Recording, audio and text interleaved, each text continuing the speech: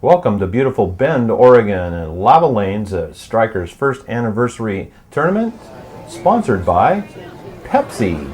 Grab a cold, refreshing Pepsi and Steve Cook's Bowling Supply for all your bowling needs. Hi, I'm Jeff Fox, proprietor of Striker's Pro Shop, and with me is Alan Fox, who's going to help us analyze today's three matches. So, Alan, today we had 59 entries in this tournament, which is a considerably good turnout for a first tournament structure. I think the bowlers really liked the format that we have today. The format is structured as a 3-game qualifier, and then it moves on to a 16-game eliminator, a 16-person eliminator with 4 games total. It's on a handicap system, and the handicap system is based on a 230 average, and the bowlers will get 90% of whatever that is between their average and the 230 average that is set at the top. So for example, if we have a 200 average bowler, he would get 30 pins, and then he would get 90% of that 30 pins, which would essentially give that person 27 pin handicap. So each individual bowler is going to have a handicap based on that 90% of 230. Yeah, Jeff, this kind of evens out, helps even out the playing field a little bit, and makes it so that we have a more even structured tournament. A good turnout today. It's a good weekend. A lot of people bowlers are having a lot of fun. Looking forward to seeing these final 3 matches. Yeah, we got a great stepladder finals. As I said, we had 3 games of qualifying with their total pins and handicap combined. That cut us down to a 16-player field. Out of that 16 players, there was 4 divisions, and out of those 4 divisions, we have 1 bowler coming out of each one of those divisions to give us our stepladder final 4. Great. Yeah, it's going to make a really interesting stepladder final. Well, why don't we take a look at that top 16? So, Jeff, here we see the list of our top 16 qualifiers. These are the 16 bowlers that managed to progress through the qualifier, and here in highlighted in blue you can see the bowlers that will be bowling in our stepladder final. These are the 4 bowlers that won their division in the second round. So here we have our number 1 qualifier, Brian Meeker, a 199 average, PGIF league. Our second qualifying bowler, Daryl Wade, 224 bowler, bowls on the Wednesday Inc. League. Our number 3 qualifier, Nathan Estrada, 173 bowler, bowls on the Friday TGIF League. And we have Shawn Price, a 167 bowler, bowls on the Guys and Girls League. So we're looking forward to a great match. Our first match is going to be Shawn Price against Nathan Estrada. You'll notice Shawn has a 5-pin handicap advantage. So here we're going to go into our first match here. We've got our tournament director, Peony Denmark, setting up the scoring. Shawn and Nathan. Nathan will be our first up. Looks like he's going to start out on the left lane there, Jeff. So let's see how Nathan can start this tournament out on this stepladder finals. There's his first shot. Let's see what he does. Beautiful shot right in the pocket. Excellent drive right through. No issues there with deflection, just solid shot. Good start for Nathan. And now we have Shawn up for his first shot. See if he can match up Nathan. No, he just misses just a little bit. Hey, he just missed it. This is the first time these bowlers have bowled on these lanes today, and they are fresh. He's been bowling all day, and it looks like he just missed at the bottom there and pushed it a little bit inside. So we'll see if he can pick this up. All right, so Shawn's setting up. Here we go. See how he does here.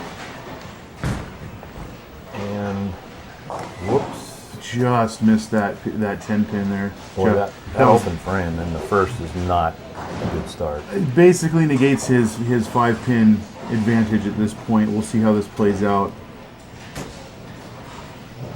So Nathan's going to take his second frame shot. See if he can follow up with that strike. Yeah, the first shot looked really good, Jeff, and that looks exactly like the shot we just saw. He is dialed in on those 2 lanes with this fresh oil. I'm surprised that he was able to find the line so quickly. So here's Shawn's shot. Shawn's going to answer here with the strike. He really needed that. He didn't want this to get away early. Looks like we're going to have a really good match here. It's a nice drive right through, all 10 to the back. Good shot there. All right, so now we have Nathan up again in the third frame. Let's see if he can continue this striking streak.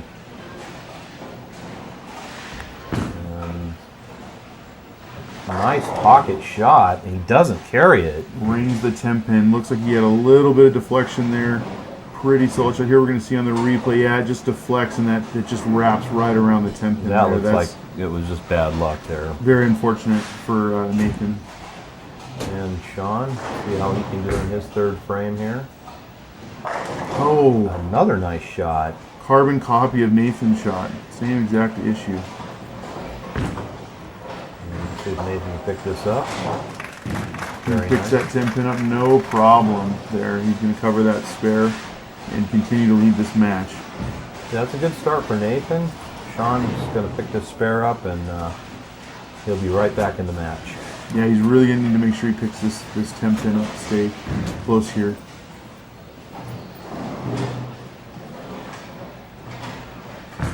Here we go. And it looks like routine thinking. So there's a spare for Shawn. Puts his match a little bit back into the contention here. So Shawn didn't let this get away from him too quick. So here we go with Nathan's fourth frame shot. Another, oh my goodness, a nice pocket shot. What happened there, Alan? Yeah, it looks like he slowed down a little on his swing there, and it just came up right through the nose and left the big four. This is going to be a virtually impossible split for Nathan to pick up, so he's going to really try to need to pick up two here for the count. Let's see how he tries to play this. Yeah, I think he would be really smart to just take these two pins and move on to the next frame. See how this works. Oh, it looks like he put it in the channel. It looks like he was going for something there. Yeah, I think he was going for that. I think that might have been a little bit of a mistake on his part. Yeah, he really needed to pick up those two for the pin count, but we'll see how Shawn responds here. It's definitely an opening for Shawn here.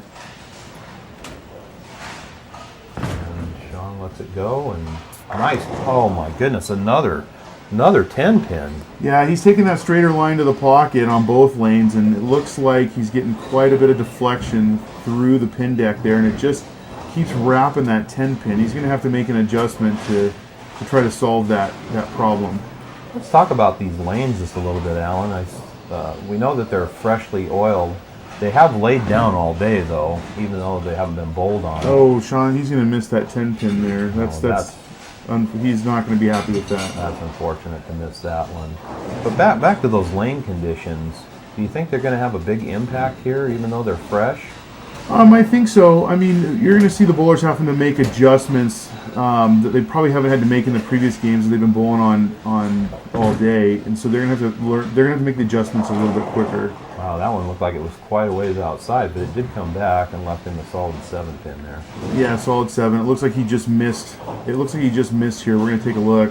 I think he was a little out of balance right there. It looked like he dipped his shoulder a little bit. A little bit, and it looks like it pushed it out wide, and luckily it recovered, but not enough to pick them all up. So let's see if he can cover here.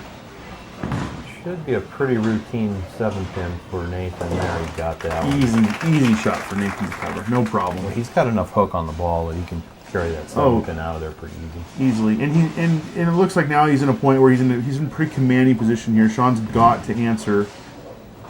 Yeah, this is a pretty important shot. We're almost halfway through this match. Shawn has got at least mark here.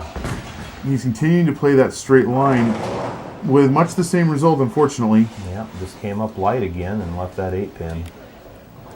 Let's see if he can pick this up. And you can see this ball going in there. Just all kinds of deflection off of that head pin. It's not, that straighter line isn't really driving for him. So he's going to have to make an adjustment there. See if he can get a little more power through the pin deck. And Nathan's looking pretty relaxed there. See if Shawn can put some pressure back on him. Yeah, Nathan's really in the driver's seat at this point. It's up to Shawn that he's got to answer. See what he can do here as he steps up.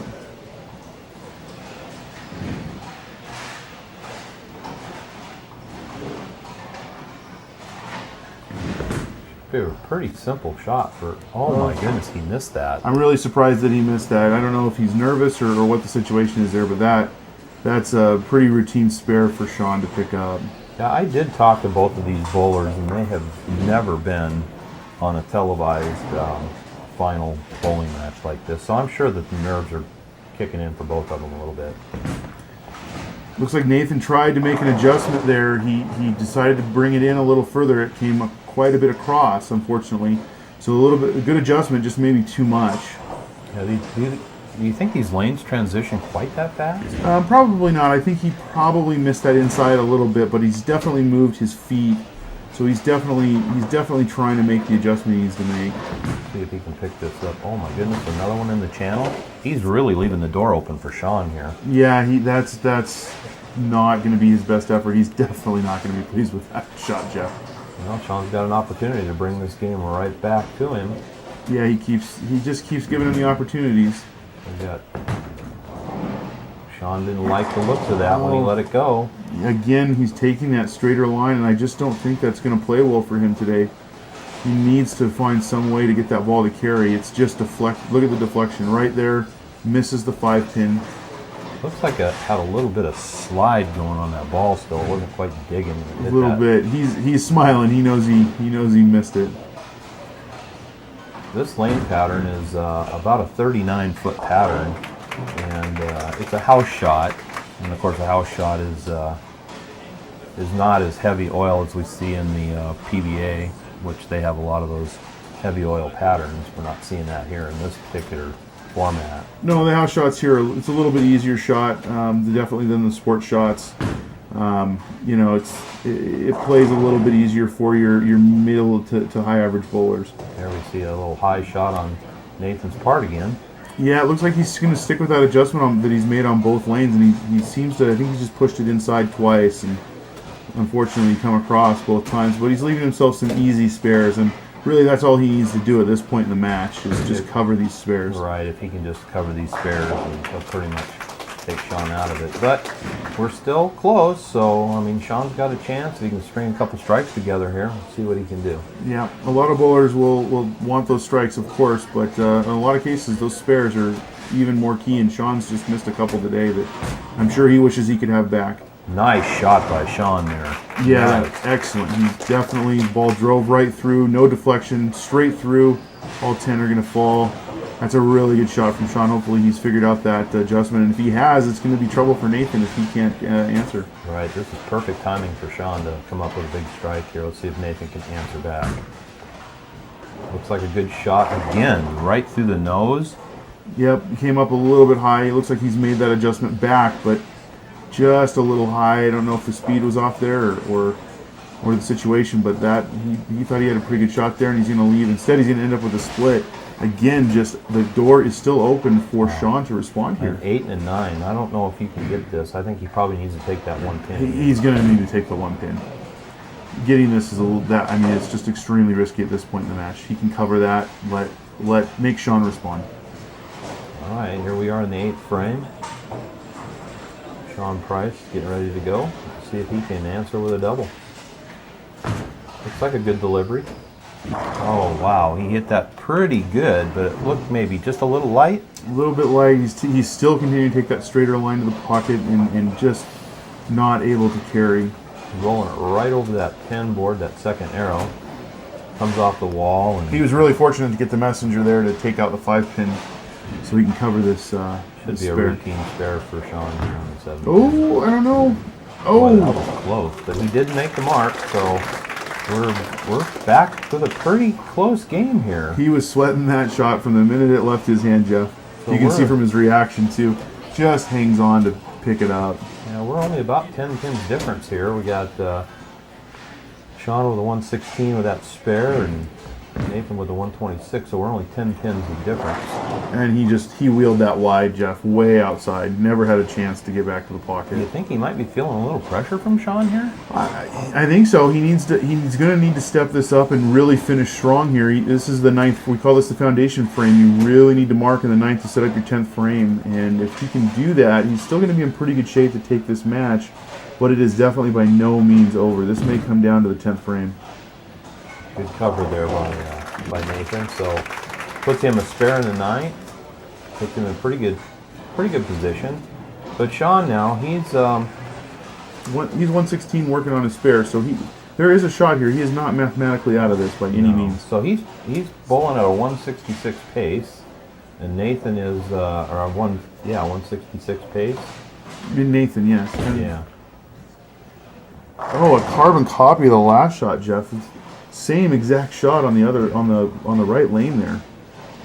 It's getting too late to make too many adjustments here. He's got to pick this up and hope Nathan gives him a break. Yeah, he's definitely got to pick this up. I mean, just again another deflection. He gets that lucky wall messenger, and he's going to have to deal with the one corner pin, the 7-pin. Oh, and this time he's going to miss it. He's going to drop it right into the channel. Wow, that was bad timing on his part there. Horrible timing. Nathan can mark here and put the pressure on Shawn. He's going to have to, if Nathan marks here, Shawn's going to have to strike out. Right, he's on a 164 pace and Nathan's on a 166, so. Nathan wheeled it. Both carbon copies. Did we just replay the last two shots, Jeff? I don't know, it looked like he's putting that ball out there just about as wide as I've seen him put it out there. He's flirting with some serious danger out there, and he's never going to have a chance when he missed that far outside to get back. I mean, he is right on the bull nose. He's riding that one board pretty hard. Can you pick this up? This is really important. This is a super important spare, and it looks like he's dialed that in. Good cover on Nathan. Excellent shot. Easy to go. Now Shawn is going to, depending on what happens here, it looks like Shawn is going to have to strike, at least strike in the 10th. Right, we'll see if Nathan can strike here. We'll put him at a 163. Again, Shawn's out of 164 with a 3-strike 10th frame. Oh, it's going to come down to that. He's going to have to strike all 3, Jeff, to take this match by 1 pin. Pressure's on. He's got to strike. Nice looking shot there with Nathan. That's going to really give him some confidence going forward if he can take this match. Oh, and there it is. Yeah, Nathan's going to be moving on here. There it is. Nathan's going to be moving on, 163. Shawn's had to have that strike to have any chance at all to overtake Nathan. So there we got that late 10-pin falling off the corner. So here it is. Shawn's finishing up. Nathan will be moving on. He'll be bowling against our number 2 seed, Daryl Wade. That should be an interesting match. I agree totally, Jeff. Daryl is a very high average bowler who's made it into the finals here in this tournament. He's bowled just fantastic all day long. He's going to have to give quite a few pins up in the handicap system that we talked about earlier. But, he's going to have to bowl his best. And Nathan's going to have to, if Nathan bowls a good game, it's going to be really, really hard for Daryl. His average is 224, so we're going to see how that plays out. Yeah, that should be very interesting. Okay, well, they've finished up this match. 163, 149. Nathan Estrada is going to be moving on.